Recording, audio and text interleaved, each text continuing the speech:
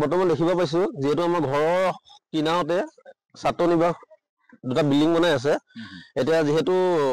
মই যোৱাকালি আহিছো আহোঁতে দেখিছো যে ইয়াত আপোনাৰ 5 ইঞ্চি মৰা আছে একচুৱেলিটো মই দেখা মতে 10 ইঞ্চি ৱাল হয় জনামতে 10 ইঞ্চি হয় কিন্তু ইয়াত আমি বৰ্তমান 5 ইঞ্চি দেখা পাইছো যেহেতু আপোনাৰ ছাত্ৰ নিবাস বুলি ক'লেতো ইয়াত ছাত্ৰ ছাত্ৰী ইয়াতে পঢ়িব কাৰণ আমি এখন স্কুলতে পঢ়ি মেলি যোৱা কাৰণ সকলো ল'ৰা ছোৱালী অভিভাৱকসকলে পঢ়াবলৈ পঠিয়াই ল'ৰা ছোৱালীখিনিক নিজৰ চেফটিৰ কাৰণে যদি ইয়াত 5 ইঞ্চি ৱাল মাৰে হঠাৎ যদি কিবা এটা ভূমিকম্প আহে কিবা এটা হয় তেতিয়াহ'লে ৰিস্ক কাৰ চৰকাৰেতো ৰিস্ক নলয় কথাটো কৈছো সেইকাৰণে কাৰণে আমি গহপুৰ পুলিচ প্ৰশাসনক আমি উচ্চ তদন্তৰ কাৰণে আমি দাবী জনাইছো